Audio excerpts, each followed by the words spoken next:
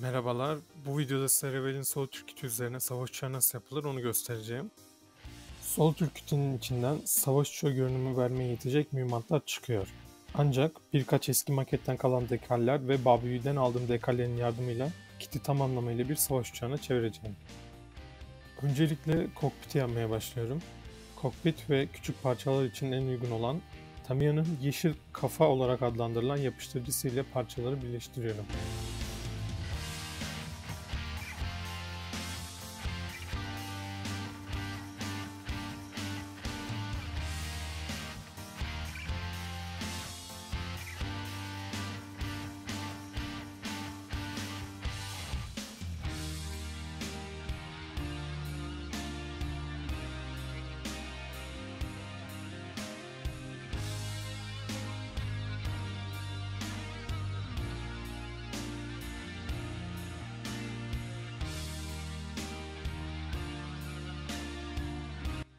Burada kokpiti Mr. Robin'in 36375 kod numaralı boyasıyla boyadım.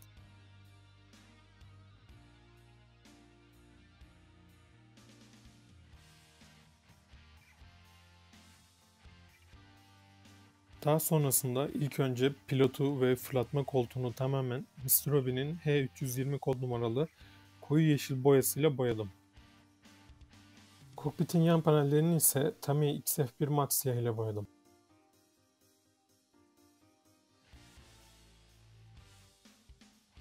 Pilotu tamamen koyu yeşile boyamıştık. Boya kuruduktan sonra eldivenleri ve botları Tamiya XF1 mat siyah ile boyadım.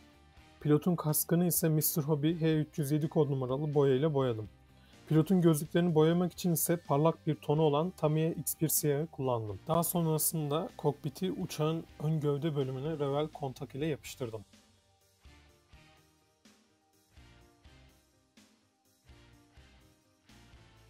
Revell yapıştırıcısını cam bir kaba koyduğum için yapıştırıcıyı fırça ile yüzeyleri uyguluyorum.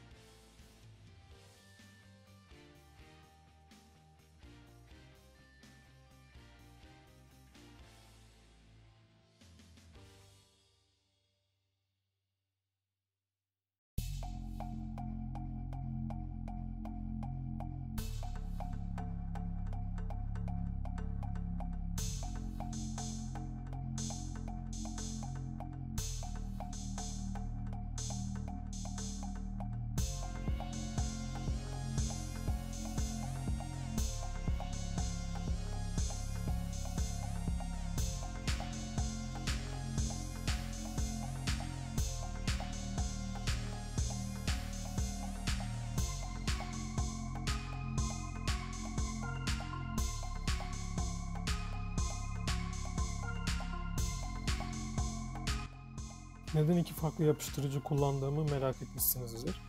Yapıştırıcıların yapıştırma kuvvetleri birbirinden farklı. Küçük parçalar ve dış yüzeyler için Tamiya'nın yeşil kafa yapıştırıcısını kullanıyorken iç yüzeyler ve daha sağlam olmasını istediğim bölümler için ise Revell'in kontak yapıştırıcısını kullanıyorum. Revell'in kontak yapıştırıcısı parçaları eriterek birbirine kaynattığı için dış yüzeylerde kullanmanızı önermem. Gövdeye yapıştırdıktan sonra parçalar arasında boşluk kalmaması için Revell'in pen setiyle parçaları iyice sıkılaştırıp kurumaya bıraktım. Pensin tutamayacağı yerlerde ise maskeleme bandını gererek parçaları sıkılaştırıp kurumaya bıraktım.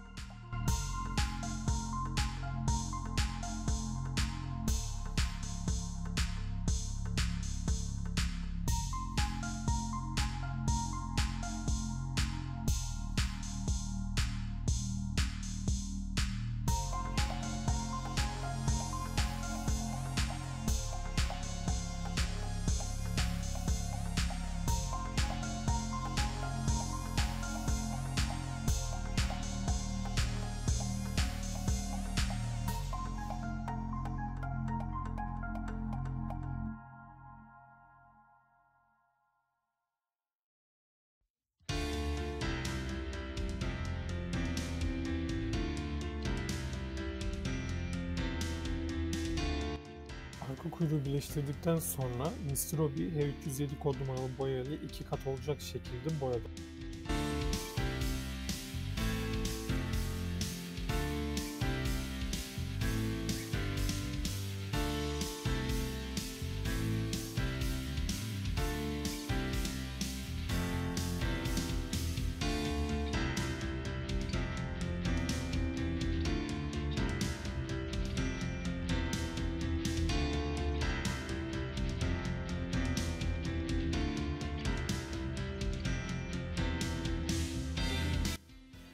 Beni en çok uğraştıran kısım uçağın burun kısmı oldu.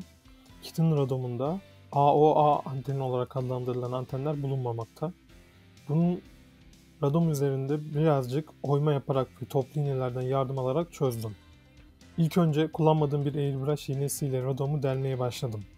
Radoma iki kaşık delik açtıktan sonra radomun dışındaki çıkıntıları zımparaladım ve yüzeyi pürüzsüz hale getirdim.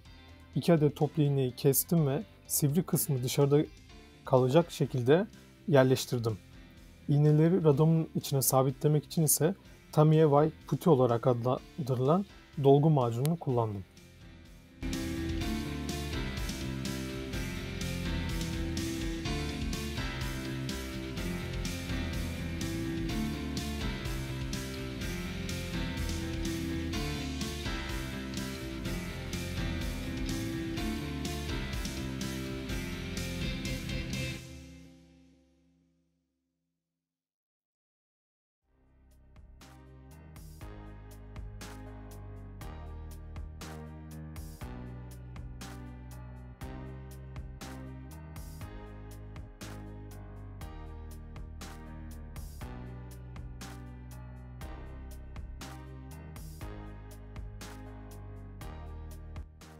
Mühimmatları taşıyacak olan silah istasyonlarını Revell kontak ile yapıştırdım.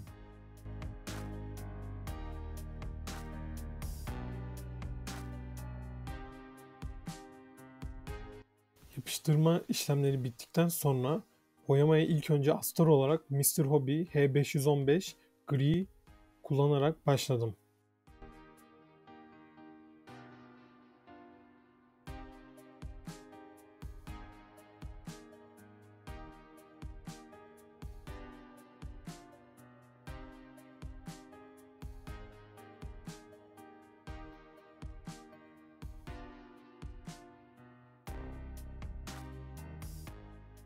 Astarı 2 kat olacak şekilde makit üzerine uyguladım.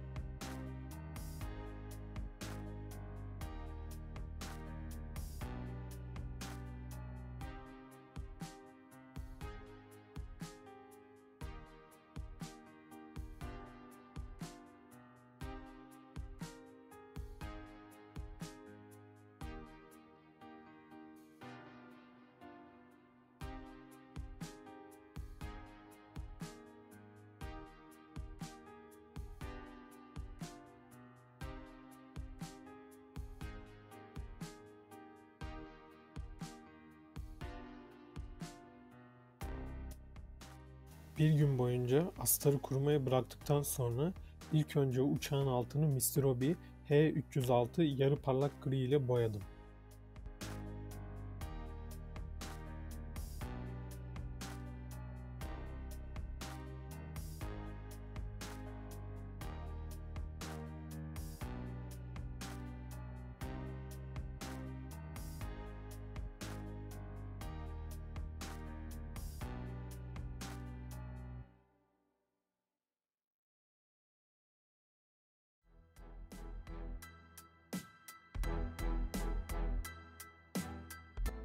Uçağın üst gövde kısmı için Mr. Hobby H333 Extra koyu deniz grisi kullandım.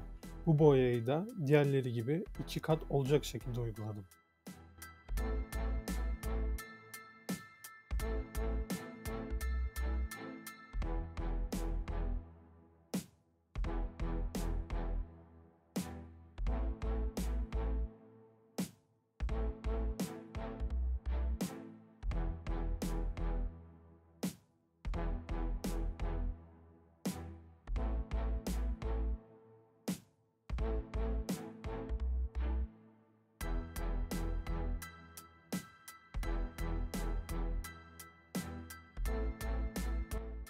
Radom için Mr. Hobby'nin H317 numaralı gri boyasını kullandım.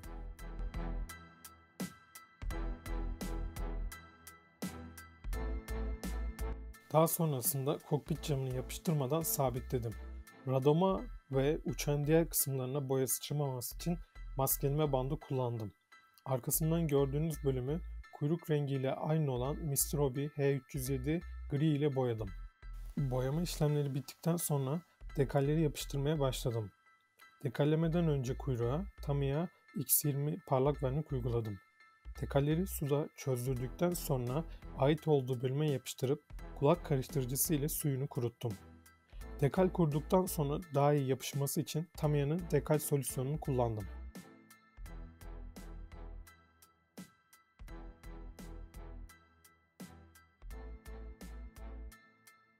İniş takımlarını Mr. Hobby H11 mat beyaz ile boyadım. Beyaz boyaması çok sıkıntı bir renk olduğu için aynı şekilde bu rengi de 2 kat olarak boyadım. Bazı yerlerin tam olarak boyanmadığını görünce 3. ilave bir kat püskürttüm. Hemen arkasından uçağın nozzle'ını boyamaya geçtim. Tamiya X32 titanyum gümüş ile dışını, mat beyaz ile ise içini boyadım. Kuyruğu çok dikkatli bir şekilde Revell'in kontak yapıştırıcısı ile yapıştırdım.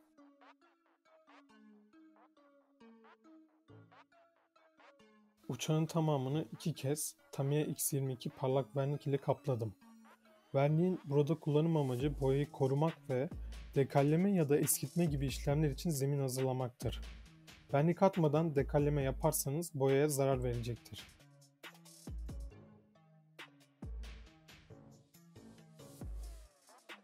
Kitin kutusunun içinden yakıt tankları ve Amram gibi füzeler çıkıyor ancak bu mühimmatların dekalleri çıkmamakta. Başka kitlerin kullanılmamış dekallerini atmamak çok önemli. İleride bir gün mutlaka bu gibi durumlarda işinize çok yarayacaktır. Ben de başka bir kitin mühimmat dekallerini bu kit için kullandım.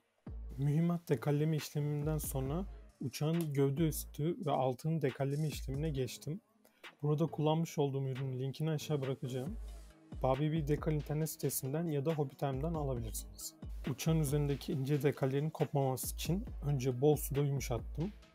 Daha sonra yapıştıracağım bölgeye koyup iyice yerini sabitleyene kadar kurutmadım. Sabitledikten sonra ise dekalin suyunu kuruttum ve yerinden oynamaması için Tamiya dekal solüsyonu kullandım. İnce şerit dekallerin pozisyonunu ayarlamak için siz de benim gibi kürdan kullanabilirsiniz. Ancak sakın iğne ya da sivri uçlu şeyler kullanmayın. Bu dekale zarar verip hatta kopmasına sebep olacaktır.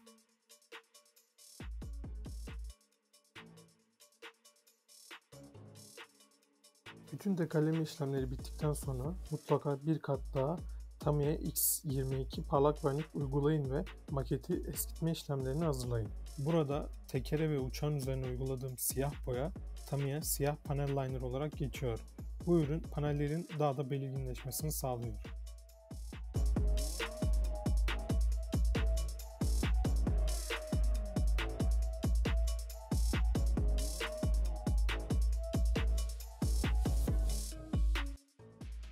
Panel linerların artıklarını temizlemek için ise Tamiya'nın enamel tinerini kullanıyorum. Bir damla tineri kulak karıştırıcısına damlatarak hafifçe boya artıklarına dokundurarak temizliyorum.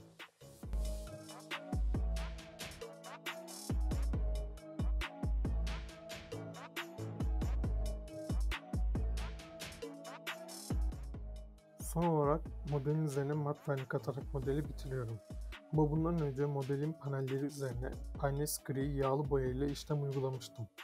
Ancak bunu kaydetmeyi unutmuşum.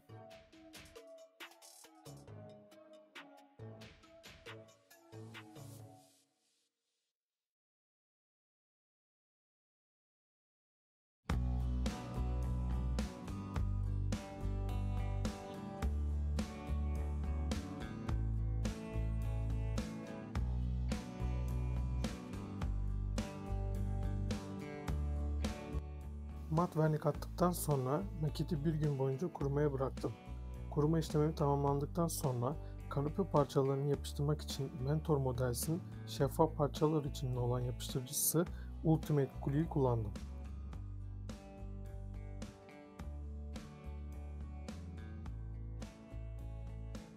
Kanepenin kenarından sarkan yapıştırıcıları pamuklu çubuk ile temizleyerek maketi bitirdim.